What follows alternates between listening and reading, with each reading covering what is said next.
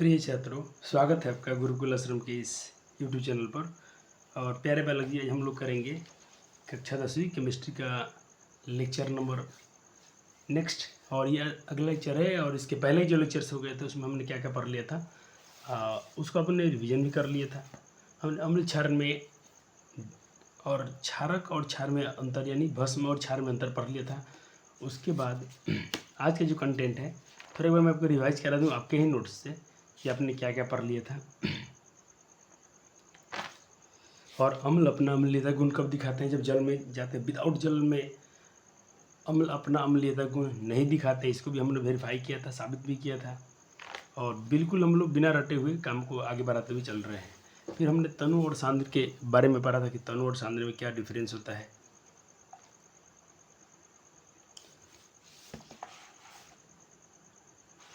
एक बार वो जल्दी से आपके ही नोट्स को रिवाइज करा देता हूँ। और ऐसे ही आपको नोट्स को अपने रिवाइज करने चाहिए। थोड़ी लाइट की प्रॉब्लम है, लाइट जलाने दीजिए।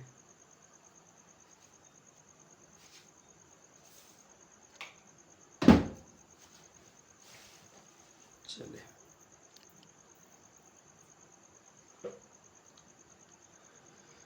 और अम्ल में जल मिलाएं कि जल में अम्ल मिलाएं, इस पर भी बातें की गई थी। ठीक, पानी में एसिड मिलाने से बेहतर था, लेकिन पानी को अम्ल में डालना क्या था, डेंजरस था। ये भी बात हो चुका था। ठीक, हमें पानी में अम्ल क्यों मिलाना चाहिए, ये भी हमने बात किया था। ये सारे टॉपिक थे जिससे आपने बहुत अच्छे से हमने कर लिया था। कुछ अपने MCQ प्रैक्टिस किए थे इसके आधारित पर। और मैं देख लेता हूँ कहाँ से हम लोग का है।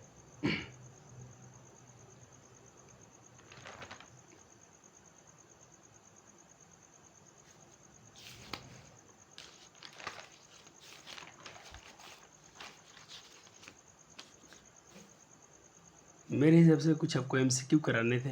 ये मैच वाला साइड मैचिंग आपने कर लिया था। ठीक, होमवर्क में भी था मैचिंग। और ये होमवर्क में था तो बिल्कुल इजी था, इसलिए आपको छोड़ा गया था ताकि आपको पता ये रहे किस में कौन सा अम्ल पाया जाता है। लैक्टिक एसिड किसमें पाया जाता है, आपने दही पढ़ा होता है, इसको आप 3 से मिला दिए होंगे। सिट्रिक एसिड किसमें पाया जाता है, ऑक्जेलिक अम्ल किसमें पाया जाता है, आप बहुत आसानी से जानते हैं। ऑक्जेलिक अम्ल टमाटर में पाता है, सिट्रिक अम्ल आपका नींबू में हो जाएगा। तो बिल्कुल आसान था ये मैचिंग, आपने कर लिया होगा। और ये कुछ ऑब्जेक्टिव हैं, कर लीजिए।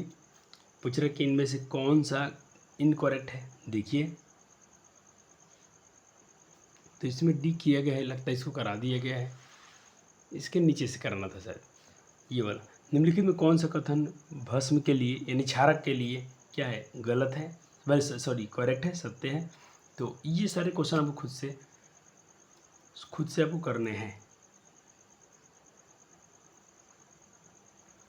क्षारक क्या होता है, क्षारक क्या होते हैं, खट्टे होते हैं? नहीं। क्षारक खट्टा होता है? नहीं। क्षारक तो क्या होते हैं, कड़वे होते हैं। तो कड़वा ऑप्शन सी में है, ऑप्शन डी में है।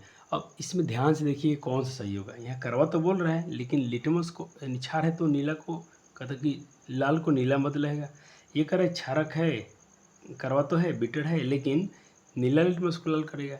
तो अपनी क्षार क्या पर है, अम्ल तो नीला को लाल करता है, नीला को लाल, ये तो अम्ल करता है। तो ऑप्शन सी के साथ जाइएगा, बहुत कंफर्म और परफेक्ट आंसर है।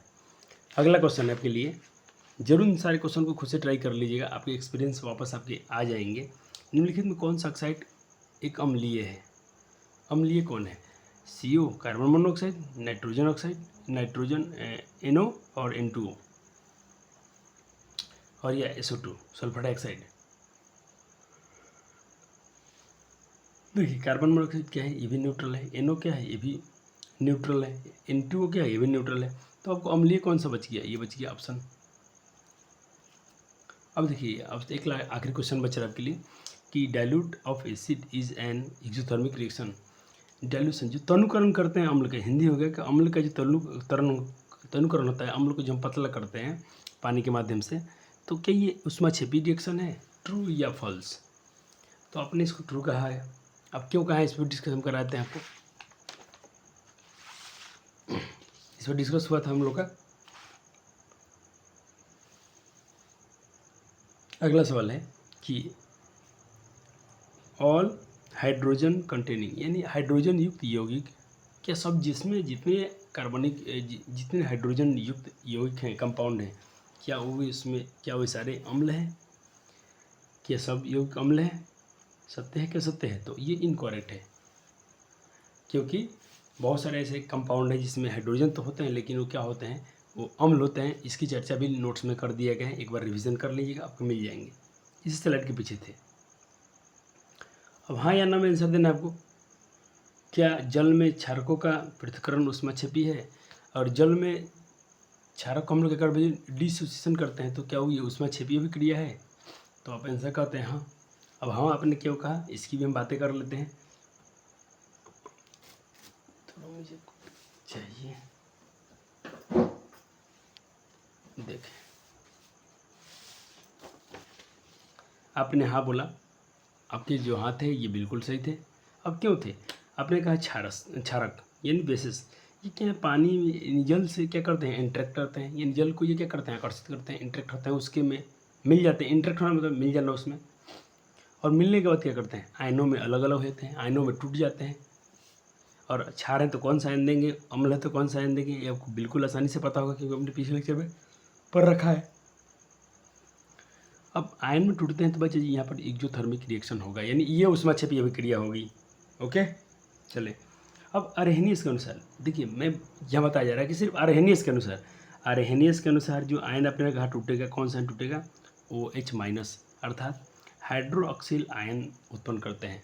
ये अरहेनियस के अनुसार, एक अरहेनियस वैज्ञानिक थे, उनके अनुसार क्षारक जो होते हैं, भस्म जो होते हैं, जल में विलय होकर क्या देते हैं, ये OH- आयन देते हैं। ठीक, अब चलिए, अब हम लोग बात करेंगे यहाँ पर, आज अब टॉपिक अपना शुरू हो रहा है जिसके लिए मैं आए थे इस लेक्चर में। प्रबल अम्ल, दुर्बल अम्ल, प्रबल क्षार, दुर्बल क्षारक, ये क्या होते हैं? कहने का मतलब कोई अम्ल है तो स्ट्रॉन्ग क्यों है, कोई वीक है तो वीक क्यों है, इस पर बात कर लेते हैं। तो देखिए, वे अम्ल जो जल में घुलने पर पूरी तरह आयनों में टूट जाते हैं, वे अम्ल जो जल में घुलकर पूरी तरह कंप्लीट आयन में टूट जाते हैं, पूरे आयनों में टूट जाते हैं, उसे हम लोग प्रबल अम्ल कहते हैं। तो दुर्बल अम्ल क्या हो जाएगा, इसके अपोजिट हो जाएगा। जो अम्ल पानी में जो जल में घुलने पर आयनों में कम आंशिक रूप से टूटेगा, पूरा नहीं टूटेगा। अगर पूरा टूट गया आयन में, देखो अम्ल है तो पानी में आयन में टूटेगा ही टूटेगा, अम्ल है तो जल में घुलने पर आयन देगा ही देगा। लेकिन अगर अधिक मात्रा में आयन दे रहा है तो क्या है, स्ट्रॉन्ग। कम मात्रा में दे रहा है तो क्या हो जाएंगे, दुर्बल, वीक एसिड और स्ट्रॉन्ग एसिड। बहुत छोटा सा कंसेप्ट है। देखिए, जैसे Cl था, जल में क्या हुआ, जल में टूटा तो आयन दिया, कंप्लीट डिसोसिएशन हो गया यहाँ पर। जैसे सल्फ्यूरिक अम्ल देख लें, तो प्रबल अम्ल पूछा है आपसे कौन है, तो आप Cl और सल्फ्यूरिक अम्ल को बताएंगे। ठीक है, ये दोनों क्या है, प्रबल अम्ल है। नोट बहुत प्यारा नोट, ये आपको थोड़ा स्मार्ट बनाएगा बाकी बच्चों से। कारण कि कार्बनिक अम्ल जो होते हैं यानी H2CO3, और देखिए बच्चे यहाँ पर भी तो यहाँ भी देखिए, आपसे वहाँ से क्वेश्चन पूछा गया था कि क्या सभी कार्बनिक युक्त अम्ल हैं, तो ये भी अम्ल है, यहाँ पर हाइड्रोजन है तभी अम्ल है। लेकिन बहुत सारे आता है जहाँ पर वो अम्ल नहीं होते हैं, आपको पिछले पढ़ाया गया था। सल्फ्यूरिक अम्ल टूटते हैं बस जी जल में कंप्लीट टूट गए हैं। तो आपको पता है साइंस में आपको थोड़ा स्मार्ट बनाने के लिए, देखिए आपको एक कंटेंट सिखा रहा हूँ, आपको एक कंसेप्ट सिखा रहा हूँ। कोई चीज़ कंप्लीट टूटा होगा तो ये रिएक्शन होगा, पूरा तीर का निशान। भाई आप लोग इतना कंटेंट अच्छे से पढ़ाया जा रहा है, इतना हम लोग भी नहीं पढ़े थे अपने ज़माने में। देखिए कंप्लीट है तो उसके लिए क्या होगा, जैसे यहाँ पर दिया गया था कोई एक रिएक्शन आपने देखा है कि आपके पास क्या है, HCl है। ओके, और ये किस फॉर्म में होंगे, एक्वस फॉर्म में होंगे, ये आपको पता होगा।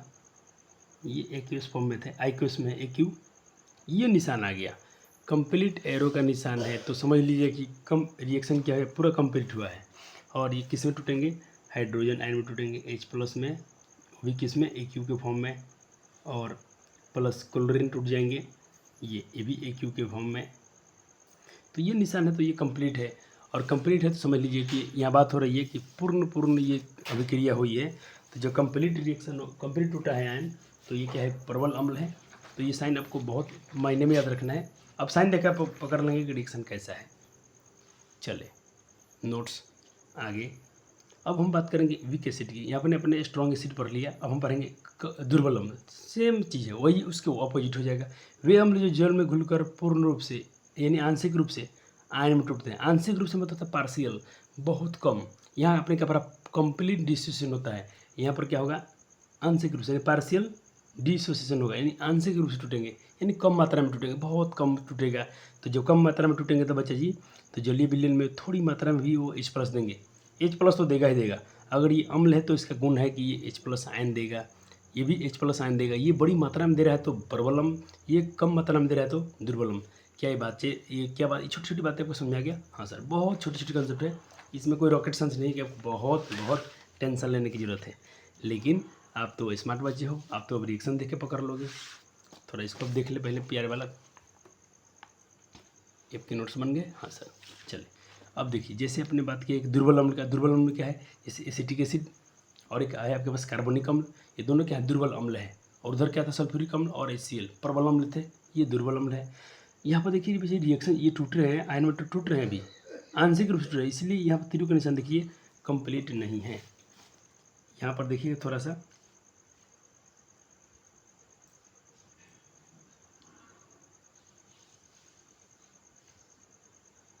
जैसे एक एग्जाम्पल आपको दिखा रहा हूँ, एसिटिक अम्ल यानी CH3COOH। देखिए अब आंशिक रूप से टूटा है तो इसका रिएक्शन कैसे होगा, एक तो ऐसा तीर आएगा उधर, तो ये नीचे आएगा। एक ही ये लाइन भी अधूरा है, जैसे ये पूरा होता है ना, ये पूरा हो गया।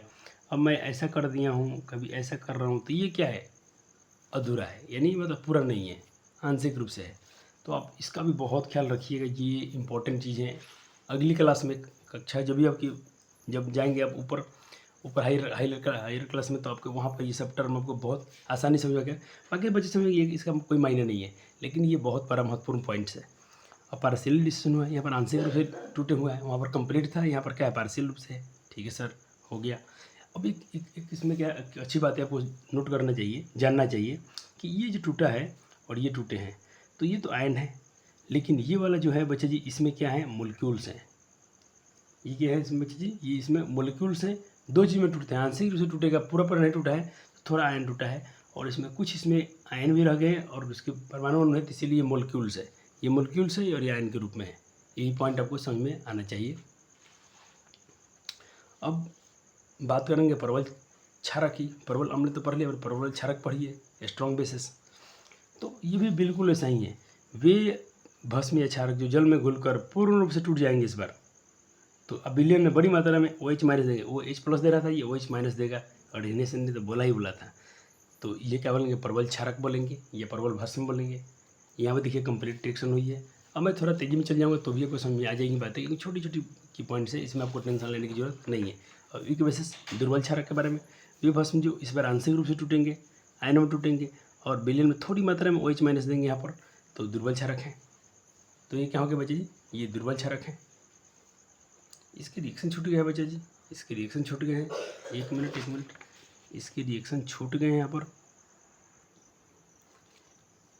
दुर्बल क्षारक के ये दो रिएक्शन नोट कर लीजिए बच्चे जी, हमसे छूट गया है, नोट जो बना रहे थे तो शायद मुझे याद नहीं रहा, मिस्टेक से छूट गया है। चलिए इसको एक्सप्लेन कर लेते हैं यहीं पर। इससे अपने पास क्या है, इसको बोलेंगे NH4OH को बोलेंगे आप हिंदी में अमोनियम हाइड्रोक्साइड। ये क्या है, अमोनियम हाइड्रोक्साइड। क्लास 9 में आपको ये फार्मूला बनाना सिखा दिया गया था। और ये क्या है, कैल्शियम हाइड्रोक्साइड। यहाँ पर 2 है बच्चा जी, 2 है, CaOH होल ट्वाइस है, CaOH होल ट्वाइस है, ये ट्वाइस मतलब यहाँ पर 2 है, यहाँ पर 4 है।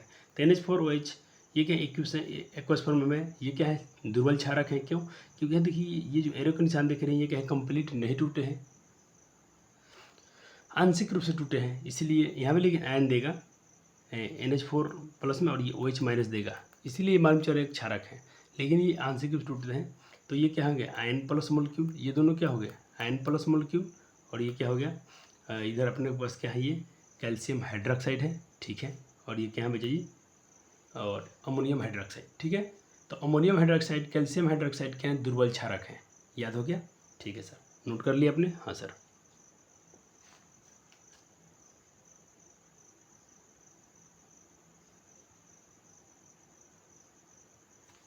चले अब बात करेंगे हम लोग इसके आगे।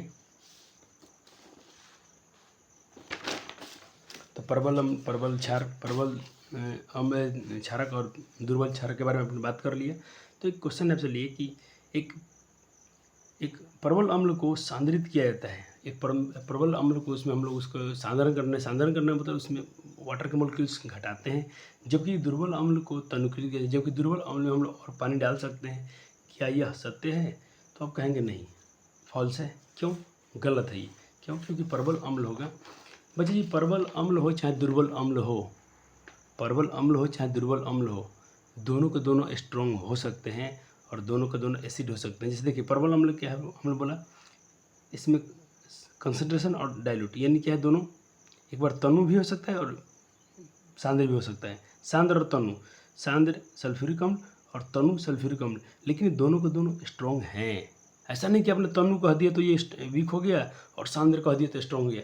अगर वो स्ट्रॉन्ग एसिड है, प्रबल अम्ल है, तो प्रबल ही रहेगा, चाहे वो तनु के रूप में हो, चाहे वो कंसंट्रेशन यानी वो सांद्र के रूप में हो, कोई फर्क नहीं पड़ता है। जैसे दुर्बल अम्ल, चाहे इसको अपने सांद्र कर दिया या इसको अपने डाइल्यूट कर दिया, दोनों केसेस में ये क्या है बच्चा जी, ये वीक एसिड है और ये दोनों के दोनों में ये क्या है बच्चा जी, ये स्ट्रॉन्ग एसिड है। कोई समस्या नहीं सर? तो कोई फर्क नहीं पड़ता है, चाहे तनु हो चाहे अम्ल हो। अगर दुर्बल है तो दुर्बल का ही अपने गुण दिखाएगा और प्रबल है तो प्रबल का। तो सर टर्म आता क्यों है? ये आता इसलिए है कि प्रबल, आपको सांद्र और तनु कहने का मतलब हो गया कि प्रबल अम्ल तो है, HCl है और पूर्ण से टूटेगा। अब सांद्र होने का मतलब उसमें वाटर के मोलिक्यूल अपने पढ़ाए थे, रिलेटिव वर्ड है, और दो कंटेनर आपको दिया हूँ, एक में वाटर ज़्यादा है, एक में वाटर कम है, और दोनों में सेम मात्रा में अम्ल है। तो जिसमें थोड़ा वाटर का मोलिक्यूल ज़्यादा हो जाएगा तो बोलेंगे ये इसकी अपेक्षा ये क्या है, तनु है, और ये इसकी अपेक्षा क्या है, सांद्र है। तो रिलेटिव वर्ड है, उसको बताया गया था, आपको बहुत डिटेल में पढ़ाया गया है, आपने पढ़ा भी था। और नए बच्चे इस वीडियो को देखते हैं तो बिल्कुल आप पिछले लेक्चर को देख के जाइए। और ये बात मत सोचिए कि ये नोट्स कॉपी पे लिखा हुआ है तो अच्छा कंटेंट नहीं है, आपको डिजिटल बोर्ड ही चाहिए। तो सॉरी, उसका अभी अपने पास तो डिजिटल बोर्ड नहीं है, आपको इसे काम चलाने पड़ेंगे। लेकिन कंटेंट में कोई कंप्रोमाइज़ नहीं हुआ, बहुत दिन इस पर काम किया जाता है, 2 दिन 3 दिन लगता है एक नोट्स को तैयार करने में, फिर आपके एक लेक्चर लाया जाता है। तो कहीं ना कहीं इस परिश्रम का कदर कीजिएगा, आपके लिए इतना मेहनत हो रहा है तो आपको भी खुद थोड़ा अपने लिए करना चाहिए। एक पॉइंट हम यहाँ पर आना चाहेंगे कि अम्ल क्षारक सूचक जो होते हैं वो बता पाएंगे कि कौन स्ट्रॉन्ग है कौन वीक है? अम्ल क्षारक बता देगा? नहीं। क्यों नहीं बता पाएगा? क्योंकि पैराबायोलॉजी आपने पढ़ा था कि नहीं, क्योंकि वो लोग क्या बताते हैं, सिर्फ वो लोग गुणात्मक विश्लेषण करते हैं कि गुण कैसा है, रंग बदल देंगे, कलर चेंज कर देंगे अम्ल क्षारक सूचक। लेकिन तो हमें क्या चाहिए, हमें किसी की ज़रूरत है कि प्रबल है कि दुर्बल है जांचने के लिए? तो हमें ज़रूरत होगा एक क्वांटिटेटिव एनालिसिस की, क्वालिटेटिव एनालिसिस की नहीं, क्वांटिटेटिव एनालिसिस की, यानी मात्रात्मक विश्लेषण की हमको जरूरत है। अर्थात ये क्या बताएगा, अम्ल क्षारक की शक्ति ठीक बतलाए, एग्जैक्ट बताइए, एग्जैक्ट करेक्ट बताएगा, ये ठीक बताएगा, इसीलिए हम लोग इसकी ज़रूरत चाहिए। तो चाहिए तो हम इसको अब कैसे यूज करेंगे, इस पर बात होगा। तो यहाँ हम बात करेंगे acidity and alkalinity in the term of, देखिए पीएच के संदर्भ में हम लोग अम्लीयता और क्षारीयता को जानेंगे कि पीएच में अम्लीयता क्या होता है और पीएच में, सर पीएच वर्ड क्या आ गया, अरे बात हो रहा है, इस पर बात होगा, पूरी कहानी पढ़ेंगे। चलिए हम थोड़ा इतिहास जान लेते हैं इसकी। तो 1909 में एक डेनिश रसायनक थे, डेनिश के रसायनक थे, ने किसी सुन अच्छे हाँ ने, ये नहीं होना चाहिए, डेनिश रसायनज्ञ सोनरेस ने, ऐसा होना चाहिए, ये वर्ड हटा देते हैं। एक डेनिश के रसायनज्ञ थे, केमिस्ट थे, और उनका नाम था सोरेनसेन। सोरेनसेन ने किसी बिलियन में हाइड्रोजन आयनों की सांद्रता, कोई भी सॉल्यूशन था उसमें हाइड्रोजन आयनों की सांद्रता को व्यक्त करने के लिए, उसी सांद्रता को पीएच के रूप में व्यक्त करने के लिए एक तरीका सुझाया था जिसे हम लोग पीएच बोलते हैं। उस पीएच का अर्थ क्या होता है बच्चे जी? बच्चे जी पी छोटा लिखा था, एच बड़ा लिखा था, इस पर थोड़ा ध्यान दीजिएगा। जैसे हम पीएच लिखेंगे बच्चे जी तो ऐसे लिखेंगे, आपको पीएच लिखना है तो आप स्मॉल पी लिखते हैं यहाँ पर, और आई एच बड़ा लिखते हैं। आप अपने नोट्स में देखिए, आपके बुक में दिया है, क्लियर दिया है ये, ठीक है। चले तो एक डेनिश केमिस्ट थे जिनका नाम था सोरेनसेन। उन्होंने विलयन में हाइड्रोजन आयनों की सांद्रता को पीएच के रूप में व्यक्त करने का एक तरीका सुझाया था, एक तरीका बताया था जिसे हम लोग पीएच कहते हैं। और पीएच का अर्थ क्या होता है बच्चे? ये हाइड्रोजन की शक्ति, पावर ऑफ हाइड्रोजन। पी क्या है बच्चे? पावर। ए इसको हम पोटेंशियम बोलते हैं। एच से मतलब हाइड्रोजन, इन हाइड्रोजन की शक्ति बताने के लिए। और ये पी क्या है बच्चे जी? एक जर्मन शब्द है। ये पी से क्या होता है? जहाँ पी क्या है? पी और एच तो हाइड्रोजन हो गया एलिमेंट के लिए। पी क्या है? पी अर्थ होता है पावर या पोटेंस। पोटेंस मतलब पुष्पांश। किसका पुष्पांश बच्चे? ये हाइड्रोजन की, जिसका और हाइड्रोजन क्या है? तत्व का संकेत है। ये तो आप जानते हैं, इसमें कोई बड़ी बात है नहीं। ठीक है, क्लियर है बालक जी? सर क्लियर है। ठीक है, तो थोड़ी सी आपने कहानी जान लिया। तो चलिए अब हम बात करते हैं इसकी डिटेल एनालिसिस में। लेकिन जब भी ये कथन लागू हो रहा था बच्चे जी, देखिए बुक में थोड़ा आपको कन्फ्यूज किया गया है। और कहीं आप ऊंचे क्लास में जाओगे, अच्छा डॉक्टर इंजीनियर जो भी बनना चाहते हैं, तो वहाँ पर आपको तो एग्जैक्ट आज का देखिए एनसीईआरटी ये बुक छपी है बच्चा जी, ये बुक कब की है? 2007 में छप के आ गई थी लगभग। तो इतना साल पुराना बुक है, तो पहले के डेटा उसमें है। अब जो नया रिसर्च देखो, साइंस में क्या है, जब जब खोज होता है तो उसमें नए नए तर्क आते हैं। तो अब के हिसाब से ऐसा नहीं है। अब की बुक में सिर्फ लिख दिया गया कि 0 से लेकर 14 तक क्या है पीएच स्केल बताता है, लेकिन नहीं, वो बताता है लेकिन सिर्फ 25 डिग्री सेल्सियस वही बताता है। ये कंटेंट आपको पता होना चाहिए, ये आपको कंसेप्ट पता होना चाहिए। सिर्फ 25 डिग्री सेल्सियस पर। और 25 डिग्री सेल्सियस मतलब क्या होता है जी? कमरे के तापमान, रूम टेम्परेचर पर, घर के तापमान पर, यानी टेम्परेचर घटेगा या बढ़ेगा तो ये पीएच वैल्यू जो भी अभी क्या हो जाएंगे बच्चे? घट जाएंगे और चेंज हो जाएंगे। ये बुक में बातें नहीं हैं और आपको कहीं अदर बुक में शायद नहीं मिलेंगी। आपको ये एक अच्छे बेहतरीन टीचर का नोट्स होता है, इसीलिए आपको ये सब कंटेंट मिल रहा है। और मैं आपका टीचर नहीं हूँ, मैं आपका सिर्फ दोस्त हूँ, भाई हूँ, आपके लिए सिर्फ हेल्प कर रहा हूँ आपको अदर टीचर के नोट्स के साथ में। चलिए, और पिछले साल बच्चे पढ़ाया गया था, इसी नोट से हम लोग पढ़े थे। इससे थोड़ा कंटेंट कमी था उस नोट्स में, तो बच्चे ने अच्छा 90+ स्कोर किया है। तो बिल्कुल आप 95, 96, 97 आप साइंस में, मैथ में, हर स्कोर में कर सकते हैं। आपकी इच्छा है आप कितना करना चाहते हैं। आई थिंक मुझे लगता है कि आप थोड़ा सा और एक्स्ट्रा पढ़ लेते हैं अपनी तरफ से भी, तो आप 100 कर सकते हैं। चलिए, अभी हम बात करेंगे अब ये पीएच तो हो गया। अब पीएच में अगर आपने पढ़ा था बच्चे 0 से 14 के बीच में है, लेकिन तापमान बदलेगा तो ये मान बदल सकते हैं। 14 से नीचे भी, 14 से ऊपर भी जा सकता है, 0 से नीचे भी आ सकता है। सर पीएच के मान माइनस में आ सकता है? हाँ बिल्कुल आ सकता है, सिर्फ तापमान के खेल है यहाँ पर। अब बात करेंगे, अगर उदासीन विलयन होगा तो उसका मान पीएच मान 7 होगा। ये बहुत बार पेपर में पूछा गया है, इंपॉर्टेंट है। ये तीनों लंदे इंपॉर्टेंट है ये, क्योंकि तीनों सबसे बहुत सारे क्वेश्चन बनेंगे। किसी विलयन का पीएच मान 7 है तो विलयन कैसा है? उदासीन है। किसी विलयन का पीएच मान 7 से कम है, लेस देन 7 ऑफ पीएच, तो विलयन कैसा है? अम्लीय विलयन है। और किसी विलयन का पीएच मान ग्रेटर देन 7, 7 से अधिक हो गया, 7.1, 7.2, तो अब समझ लेना कि वो क्या है वजह जी? वो क्षारीय है। क्लियर है? क्लियर है? क्लियर है। वाह सर, मज़ा आ गया। तो ये पीएच स्केल क्या है, थोड़ा इनको और डिटेल में हम जान लेते हैं। बच्चे ये बुक में आपको सारे पॉइंट दिए हैं, जरूर बुक का पढ़िएगा। एनसीईआरटी तो अपनी माता है, तो एनसीईआरटी को आपको रीड करते चल रहे हैं। मैं आपको थोड़ा कुछ होमवर्क बता दूंगा कि आपको क्या कर लेने हैं मेरे अलावा। मैं बता दूँ थोड़ा अपने से एडवांस कुछ पढ़ लेते हैं, तो अपने से क्या पढ़ें? अरे अपने से कुछ नया आपको नहीं पढ़ना, जो आपको कंटेंट पढ़ाता है आप उसको घर पर थोड़ा रिविज़न कर लीजिएगा, यही अब मेरे लिए बहुत बड़ी बात होगी। अच्छा, ये वाला आप क्या जानते हैं, बुक में कहीं भी दिया होता है, एनसीईआरटी में पढ़ लीजिएगा। इस चीज़ को हम थोड़ा बात करते हैं। क्या कहता कि सभी क्षारक जल में घुलनशील नहीं होते हैं। सभी क्षारक यानी सभी बेसिस जल में घुलनशील नहीं होते हैं। जल में घुलनशील क्षारक को क्षार कहते हैं। इनका स्पर्श साबुन की तरह होता है। जो जल में घुल गया वो क्षार कहलाता है। यानी सभी क्षारक क्षार नहीं होते हैं। बहुत अच्छा एक पढ़ा दिया गया। थोड़ा आपको मैं ये दिखाना चाहता हूँ कि डू यू नो, जो कि आप जानते ही देता है, क्यों देता है? ये बहुत इंपॉर्टेंट पॉइंट होता है। प्रकृति संक्षारक होती है बिना, ये तो हम पढ़ चुके हैं। आज हम क्या टॉपिक शुरू किए हैं, हम लोग का टॉपिक है, ये शुरू हुआ है कि अम्ल और क्षारक के विलयन कितने प्रबल होते हैं या कितने। तो ये कंसेप्ट आपको मैं रिकॉर्ड कर देता हूँ। आपको बच्चे जी प्यारे, मेरे प्यारे साथी हो, छोटे छोटे बच्चे, भाई बहन, आपको पढ़ लेने हैं। ठीक है, आपको देखो यहाँ से लिखा गया था पीच स्केल, पोटेंस, कुछ नया नहीं पढ़ाया था आपको, एनसीईआरटी से ही पढ़ाया था। लेकिन हाँ, कुछ क्वेश्चन आपको एनसीईआरटी से एक्स्ट्रा कराए जाते हैं। क्यों? क्योंकि आप तो जानते हैं कि सुनील सर बहुत बेहतरीन टीचर है, तो आपको थोड़ा एक्स्ट्रा तो पढ़ाएंगे ही पढ़ेंगे। ये सारे टर्म को भाई पढ़ने वाले हैं, ये सारे टर्म को हमारे पढ़ने वाले हैं। ठीक है, मैं ये दिखाना चाहता हूँ कि पेज नंबर 27, पुराना जो बुक है वो बस 27 से लेकर आपको आगे तक पढ़ना है। 27 से लेकर आपको 30 तक पढ़ लेना है। 27, 28, 29, 30, 27 पेज 28 पेज, 29 पेज, 30 पेज, आपको इतने रीडिंग तो करना ही करना है। चलिए पीएच क्या होता है, यदि पीएच मान 7 से कम हो जाता है तो एच आयन की सांद्रता बढ़ जाती है, इसलिए वो अम्लीय गुण दिखाता है। और पीएच मान 7 से बढ़ जाता है तो एच प्लस आयन कम होता है, अर्थात ओ एच की बढ़ जाती है, ओ एच की सांद्रता बढ़ जाती है। एच प्लस का आयन, एच आयन प्लस की सांद्रता बढ़ेगी तो अम्लीय, एच आयन प्लस की सांद्रता घटेगी, इसका मतलब ओ एच का मान बढ़ेगा, ओ एच सांद्रता बढ़ेगी तो क्या हो जाएगा, क्षारीय हो जाएगा। क्लियर है।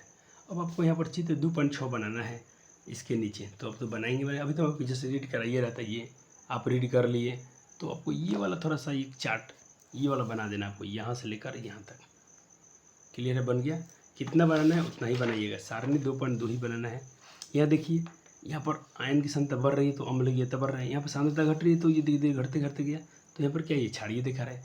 यहाँ ओ एच देखिए, ओ एच बढ़ गया, ये ओ एच एरिया देखिए बढ़ रहा है, यहाँ पर क्या है, ये ओ एच एरिया घट रहा है, यहाँ पर एच एरिया बढ़ रहा है, तो ये बिल्कुल सिर्फ इतना ही बनाना है और सब लिख देना है पॉइंट। 0 से 14 दिया एनसीटी में तो इतना ही से कम चलेगा, लेकिन आप अच्छे बच्चे हो, आपको कंटेंट पता है कि सिर्फ ये रूम तापमान पर ही लागू होता है। अब हम बात करेंगे सार्वत्रिक सूचक के बारे में। सार्वत्रिक यूनिवर्सल इंडिकेटर के बारे में, जिसको हम सार्वत्रिक सूचक बोलते हैं या सार्वभौमिक सूचक बोलते हैं। देखिए, किसी बिलियन के पीएच में एक सार्वभौमिक सूचक का उपयोग करके मापा जा सकता है जो थाइमोल ब्लू, और ये किससे बना होता है यूनिवर्सल, ये थाइमोल ब्लू फिलोक्सिलिन आदि का मिश्रण है। यह एक बिलियन में विभिन्न एच प्लस आयन की सांद्रता को अलग अलग रंग दिखाता है। ये तो बच्चे आपने अम्ल क्षार पढ़ लिया कि ये अम्ल है, उसके कोड के हिसाब से 0 से 7 के बीच में, 14 के बीच में, लेकिन यहाँ पर रंग के हिसाब से कलर बदलेगा। तो हो गया आपका ये, अब हो गया। तो आपको ये नीचे वाला किस पर बनाना है जो मैं दिखाने जा रहा हूँ, उसके नीचे ये वाला चार्ट बना दें। देखिए मैं कलर बदला है, विवग्योर अपने पढ़ते ना, विवग्योर सिर्फ इसमें इंडिका को छोड़कर भी आई छोड़ देना है, बी ब्लू दिखाता है, जी ग्रीन दिखाता है, विवग्योर वाई थोड़ा दिखाता है और रेड दिखाता है। ऐसे आप विवग्योर याद कर सकते हैं। तो कुछ सामान्य पदार्थ जो पीएच को पीएच पत्र पर दिखाया जाता है, पीएच पत्र पर दिखाया गया है, ठीक है, इसको बना लेंगे सब। अच्छा बच्चा जी, ये भी क्वेश्चन पूछ दिया गया है, सोडियम हाइड्रोक्साइड के बिलियन का पीएच मान कितना होता है, 14 होता है। सोडियम हाइड्रोक्साइड कितना है, 14 होता है, इसीलिए इसको हम बोलते हैं बच्चा G strong base, sodium hydroxide. और यहाँ देखिए जठरस यानी क्या है, अम्ल है, HCl है, ये भी क्या है, 0 और 1 के बीच में आता है, तो इसको हम बोलते हैं कौन सा, प्रबल अम्ल। आपने इसको बना लिया, पीडीएफ से आपको चित्र बन गया। हाँ सर, अब चित्र बन गया तो अब हम पढ़ेंगे पीएच पेपर के बारे में। हमको क्या पढ़ना बच्चे जी, पीएच के बारे में पढ़ना है कि पीएच पेपर क्या होता है। तो आमतौर पर कहते हैं कि यानी जनरली पीएच जो बिलियन के पीएच को मापने के लिए यूनिवर्सल इंडिकेटर में भिगोई गई एक कागज़ की पट्टी का उपयोग किया जाता है। इस पेपर को, कागज़ की पट्टी को, इस पेपर को बच्चा जी हम लोग, इस पेपर की पट्टी को हम लोग पीएच पेपर के नाम से जानते हैं या जाना जाता है। और ये कलर तो अलग अलग दिखा रहा था, आपने देखा भी था। पीएच पेपर आपको क्लियर हो गया। हाँ सर, आगे चलते हैं। अब हम पढ़ेंगे बच्चा जी, अब देखिए अब क्या है, आपने इसको पढ़ लिया, ये चार्ट को भर लीजिएगा बच्चा जी, इसमें कुछ चार्ट भर दिया गया है, इसको आपको भर लेने हैं। और भरने के बाद बच्चा जी आपको ये टर्म भी पढ़ लेने हैं, सब पढ़ लीजिएगा। ये पर इसमें भी दिया है, प्रबल मच्छर के बारे में अच्छे से डिटेल में दिया है। और देखिए दैनिक, अब हमारा अपना हेडिंग शुरू होगा, दैनिक जीवन में पीएच महत्व। तो पहले मैं आपको ये स्क्रीन पर इसलिए दिखाता हूँ कि प्यारे बच्चे वीडियो को रोक के पढ़ लेंगे, या इसको बाद में जरूर पढ़ेंगे, लेकिन पहले पढ़ना है। और इसको तो अपने नोट में लिख लीजिएगा कहीं भी, जब मैं इसको मैं नोट में नहीं ऐड किया हूँ, इसको अपने नोट्स में लिख लीजिएगा। कब, जब नोट्स पूरा आज का वीडियो ख़त्म होने वाला है तो वहाँ पर लिखिएगा इसको। इतना हो गया। और एक्टिविटी भी पढ़िए बच्चे, क्रियाकलाप भी पढ़िए।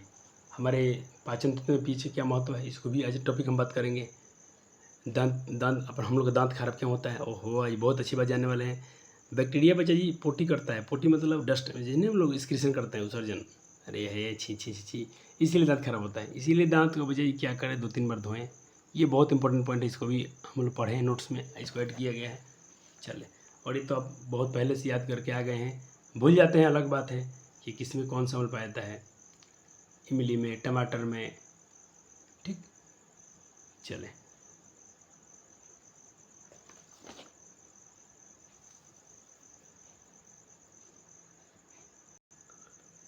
चले तो जो आपको दिखाया था नोट्स बुक्स में आपका एनसीईआरटी में हम लोग थे कि जो टॉपिक पढ़ने वाले थे दैनिक जीवन में पीएच का क्या इंपॉर्टेंस है, क्या महत्व है। तो importance of pH in everyday life यानी डेली लाइफ में क्या क्या उसका यूज है, महत्व है। और चलिए तो पहले हम बात करेंगे जानवर और पौधे और जानवरों द्वारा आत्मरक्षा। सर क्यों? क्योंकि उनके पास कुछ केमिकल्स होते हैं, वो हमारे शरीर के अंदर कुछ छोड़ देते हैं तो हम जलन वलन होती है। जैसा कि पहला समस्या की बात कर रहे हैं, पहला प्रॉब्लम देख रहे हैं हम इसमें। तो पहला समस्या बच्चे जी, जब हम मधुमक्खी या चींटी का डंक काट लेती है तो हमें बहुत दर्द होती है, ये जलन महसूस होती है। ऐसा इसलिए होता है क्योंकि चींटी के डंक में या मधुमक्खी के डंक में बच्चे जी फॉर्मिक अम्ल अर्थात मेथेनोइक अम्ल वो क्या करता है, हमारे शरीर में छोड़ देता है, इसीलिए जलन होता है। लेकिन बच्चा जी ये तो पेपर में आपको लिखना है, क्योंकि जब क्वेश्चन पूछेगा तो ऐसा ही करके आना है। लेकिन ये बात गलत है, क्योंकि पहले डाटा था तो ये सत्य था। अब जो आधुनिक डाटा है, आज के जो वैज्ञानिक ने इकट्ठा किया है, तो ये कंटेंट क्या है बच्चा जी, ये कंसेप्ट क्या है, गलत हो गया है। तो पहले तो इसका हम इलाज देख लेते हैं, जब काटती तो अब क्या करना चाहिए। और पता है बच्चा जी, मधुमक्खी मर जाती है, आपको एक बार जैसे काटते हैं तो उसका जो पिछला पार्ट टूट जाता है, उसका जो हम लोग जिसको हम लोग टूट बोलते हैं अपने देसी भाषा में भोजपुरी में, वो क्या है, जैसे आपको यहाँ पर डंक मारी तो उसका क्या होता है बच्चा जी, उसी में टूट जाता है। और उसका क्या टूटता है, एब्डोमेन एरिया। एब्डोमेन एरिया बोले तो क्या बच्चा जी, पेट के नीचे वाला, इसे हम एब्डोमेन बोल रहे थे, सीना के नीचे जहाँ पर हम लोग का पूरा पाचन होता है, उसका वही टूट जाता है, इसी में रह जाता है। अब तो मतलब किसी जीव का उसका एब्डोमेन एरिया काट दिया जाए, शरीर से कट जाए तो क्या वो जिए कि नहीं? वो मधुमक्खी मर जाती है, देख लेना। कोई मधुमक्खी काट लेती है, उसको वहीं आप बाहर थोड़ा सा पकड़ के रख छोड़ दे, सही देखना वो मर जाएगी, क्योंकि उसका जो एब्डोमेन एरिया है वही टूट गया है। लेकिन वो लोग अपने सुरक्षा के लिए कभी ऐसा काम करते हैं, हमेशा वो काटना नहीं चाहते हैं, लेकिन कोई कभी उनको लगता है असुरक्षा तो ऐसा करते हैं, अपने जान पर खेल के अपने वो जान ही गंवा देते हैं। चलिए, ये अपने कंसेप्ट जाना कि नहीं जाना, एक अच्छा पॉइंट। हाँ सर, चलो ठीक है, बहुत प्यार वाला। उसके आगे हम लोग क्या जानना चाहते हैं, उसके आगे बच्चे जी हम बात करेंगे, पर इसका समाधान देख लेते हैं। जब ये समस्या आई है तो इसका उपाय क्या है। इसका उपाय है कि इसके प्रभाव को खत्म करने के लिए, राहत के लिए हम लोग बेकिंग सोडा मार्केट से आप लोग खाने वाला सोडा लाते हैं, बेकिंग सोडा लाइएगा, या हल्के क्षारीय विलयन, उसका हल्के या कोई हल्का क्षारीय विलयन होगा, उसको वहाँ पर लगाइए, ठीक हो जाएगा। और देखिए, मैं आपसे बात किया हूँ कि ये कंसेप्ट तो मेथोनिक अम्ल उसके नहीं होता डंक में, लेकिन पेपर में पूछेगा तो वही लिख के आना, क्योंकि एनसीईआरटी डेटा में वही दिया है तो पेपर में वही लिखना है, क्योंकि पुराना एनसीईआरटी ही चल रहा है और अभी तक डेटा बदला नहीं है बुक में। लेकिन आप अपने फ्यूचर के लिए जान लीजिए कि उसमें होता क्या है, ओरिजिनल क्या है, रियल क्या है। देखिए रियल क्या है, वो मेथोनिक अम्ल नहीं छोड़ती है, एक पॉइजन होता है, इसका नाम होता है हिस्टेमाइन। वो हिस्टेमाइन जो होता है मधुमक्खी के जहर का एक मतलब 0.99% बनाती है। जैसे काटती है तो 0.9 वो अपने बनाती है हिस्टेमाइन, जो जहर का वो जहर है, पॉइजन है, इसीलिए जलन फलन होता है ये। और डंक की जगह पर खुजली और दर्द के कारण बनता है। लेकिन उसमें अपने पर कि हाँ फॉर्मिक अम्ल होता है, ऐसा नहीं कि नहीं होता है, लेकिन मौजूद एसिड जिसमें फॉर्मिक अम्ल भी होता है, हाइड्रोक्लोरिक होता है, ऑर्थोफॉस्फोरिक अम्ल भी होता है, जो दर्द पैदा करने जलने से की तुलना में बहुत कम होता है। ये लोग उतना जलन पैदा नहीं करते हैं, लेकिन अब एनसीईआरटी में लिखा है कि फॉर्मिक अम्ल, तो हम उसको मेथोनिक अम्ल या फॉर्मिक अम्ल लेके चलते हैं। लेकिन ये और सारे भी हैं, लेकिन ये लोग कम है, किसके पीछे कम है, हिस्टेमाइन इज ओरिजिनल कंसेप्ट। लेकिन आपको पेपर में लिख के नहीं आना है, आपको पेपर में ऑप्शन में शायद रहेगा भी नहीं, ऑप्शन में सिर्फ मेथोनिक अम्ल याद रखना है या फॉर्मिक अम्ल, दोनों एक सेम नाम है। तो ये क्या है, ओरिजिनल फैक्ट, इसीलिए पर ग्रीन मार दिया हूँ, ये क्या है आपका ओरिजिनल तथ्य है। लेकिन ये भी लिख दिया हूँ कि एनसीईआरटी से बाहर का है, तो आपको एनसीईआरटी से बाहर तो पेपर में लिख के कुछ आना नहीं है। चलिए, उसके आगे क्या है बच्चे जी, अब हमने कहा कि प्रकृति जो होती है बच्चे जी उदासीनीकरण का मौका देती है। वाह, क्या है, नेचर हमको एक न्यूट्रलाइजेशन की। अच्छा बच्चे जी, आपने पढ़ा था कि काटती है तो वहाँ पर छाड़िए लगाते हैं, तो हल्के तो क्या होता है, जहाँ पर काटी है तो वहाँ पर अम्ल छोड़ी है और क्षार मिलाएंगे तो मिल क्या बन जाएगा, न्यूट्रल हो जाएगा, उदासीन हो जाएगा, अप्रभावित हो जाएगा, तो जलन वलन क्या बच्चे जी कम रहता है। जैसे देखिए कि एक समस्या बात कर रहे हैं प्रकृति के बारे में, नेचर के बारे में। अपने एक नेटल के पौधे के बारे में पढ़ा था, जिसको मैं बुक में दिखाया था। ये वाला पॉइंट ये मैं समझाने जा रहा हूँ, इसी को नोट्स में लिखा गया। ये अच्छा पॉइंट है, यहाँ से भी क्वेश्चन पूछा जाता है। नेटल का एक प्लांट से, जिसमें क्या है, इसमें भी बिल्कुल मक्खी की तरह ही फॉर्मिक अम्ल पाया जाता है एनसीईआरटी के हिसाब से। जो गलती से आपको छू जाने पर, आपके हाथ में छू गया तो वहाँ पर जलन बस सब हो जाएगा, क्योंकि फॉर्मिक अम्ल आपके हाथ में चला जाता है उसके माध्यम से। इसका समाधान क्या है, इसका निवारण क्या है, तो इसका निवारण है बच्चा जी एक पारंपरिक उपाय है। जहाँ ये पौधा होता है उसी के पौधे के पास में एक और पौधा होता है, जिसे हम लोग बोलते हैं बच्चा जी डॉग प्लांट। क्या बोलते हैं, डॉग का पौधा होता है। बस डॉग का पौधा उसके जस्ट पास में होगा, जहाँ ये नेटल होते हैं वहीं पर होता है। इसलिए बोला कि नेचर उदासीनीकरण का उपाय देती है, एक समाधान देती है, मौका देती है, विकल्प दे देती है। वहीं से देखिए जो उसके प्लांट के पास नहीं होगा उसको तोड़िए और वहीं पर लगा लीजिए, आपका न्यूट्रल हो जाएगा। फिर अब हो गया, इसको नोट किया आपने? हाँ सर। तो अब पूरा देखिए, मैं थोड़ा इसको शॉर्ट में यहाँ से लिखा हूँ, आपके बुक में पीला बॉक्स में बहुत दिया है तो उसको पढ़ लीजिएगा। ये मैं थोड़ा जानकारी के लिए कम कम लिख दिया हूँ। एक्स्ट्रा ज्ञान, यहाँ भी हिस्टेमाइन पाया जाता है, फॉर्मिक अम्ल नहीं पाया जाता है, लेकिन आपके बुक में फॉर्मिक अम्ल है तो वही लेके चलना है। अभी के वैज्ञानिकों ने ये ढूंढा है, हो सकता है कभी के वैज्ञानिक ने कह रहे हैं कि हिस्टामाइन पाया जाता है, अगला कोई वैज्ञानिक आए इसके 10 साल बाद 5 साल बाद वो लोग कुछ और तथ्य सही से ढूंढ दे एग्जैक्ट, तो हम बोलेंगे कि नहीं ये होता है। तो साइंस से बच्चे जितना खोज होता है उतनी उतनी डेटा बदलती हैं। तो आपको देखो कितना अच्छा पढ़ाया जा रहा है, बोर्ड पढ़ाया जा रहा है आपके बिहार बोर्ड, और उसके बाद आपको एक्स्ट्रा कंटेंट दिया रहा है कि मेरे प्यारे बच्चे कभी जाके स्मार्ट बने, सुंदर बने और पढ़ने में एकदम तगड़ा बने। चले, अब पीएच में परिवर्तन के कारण दांत का खराब होना भी आप इसको पढ़ने वाले हैं। तो बच्चे हमारे मुंह में जो होता है ना, अपने पर दांत के सबसे ऊपर तो क्या बोलते हैं? इनेमल। बहुत बार पेपर में पूछा गया है कि दांत के सबसे ऊपरी परत को क्या बोलते हैं? देखिए ये वाला है, मैं दांत पर अपना साउंड मारा हूँ, आपको साउंड सुनाई दे, तो ये जहाँ टक टक कर रहा है वही वाला, ये क्या है? यही इनेमल है। बहुत कठोर होता है, बहुत कठोर होता है। किससे बना है? किससे बना है? अच्छा कंसेप्ट, ये बना है कैल्शियम फॉस्फेट से। किससे बना है? कैल्शियम फॉस्फेट से बना है, जो मानव शरीर का सबसे कठोर पदार्थ होता है। पेपर में पूछेगा कि मनुष्य का शरीर का सबसे कठोरतम पदार्थ क्या है? तो इनेमल। इनेमल क्या है? तो कठोरतम पदार्थ है। और ये कब, ये खुद इतना कठोर होने के बाद ये क्यों? ये अघुलनशील होता है। हम लोग कितना पानी पीते हैं, हमारा दांत गलता थोड़ी है। हमारा जो कैल्शियम फॉस्फेट है तो अवगुल होता है कि गल जाएगा, नहीं, बहुत कठोर होता है। क्योंकि पानी पिएंगे तो ये थोड़ी ना आपके मुंह में गल के चल जाएगा, दांत नहीं जाता है। लेकिन ये खराब कैसे होता है बच्चा जी? पीएच मान, जब मुंह का पीएच मान 5 से कम होने लगता है, जो हमारे मुंह में अम्ल की मात्रा बढ़ती है। 5 जितना देख नीचे आएंगे, हम आपने देखा, आपको पेपर में दिखा था, जितना नीचे आएंगे 0 1 2 3 7 से घटते आएंगे, ये चैन की सांद्रता बढ़ेगी, अम्ल का गुण बढ़ेगा। तो ये कम होने लगता है तो अम्लीयता बढ़ती है, तो ये होने लगता है। और कौन नष्ट होने लगता है? ये इनेमल नष्ट होने लगते हैं। ठीक है। अब ट्रू फैक्ट देखिए, ये तो बुक में दिया था ये वाला, ये तो एनसीईआरटी के हिसाब से पेपर में लिखना है तो ये लिखिएगा। लेकिन आपको ट्रू फैक्ट जान लीजिए, सत्य क्या है? सत्य ये नहीं है, सत्य ये है। देखिए हमारे मुंह के अंदर बैक्टीरिया होते हैं, आप जानते हैं बैक्टीरिया बहुत करोड़ों और वो हैं हमारे आसपास में घूम रहे हैं। कुछ मुंह में बैक्टीरिया पाए जाते हैं और ये क्या बनाते हैं बच्चे? ये अपना एक कॉलोनी बनाते हैं, प्लॉग, ग्रुप बनाते हैं अपना। एक मिलते बहुत सारा कॉलोनी बना देगा, ग्रुप बनाएगा।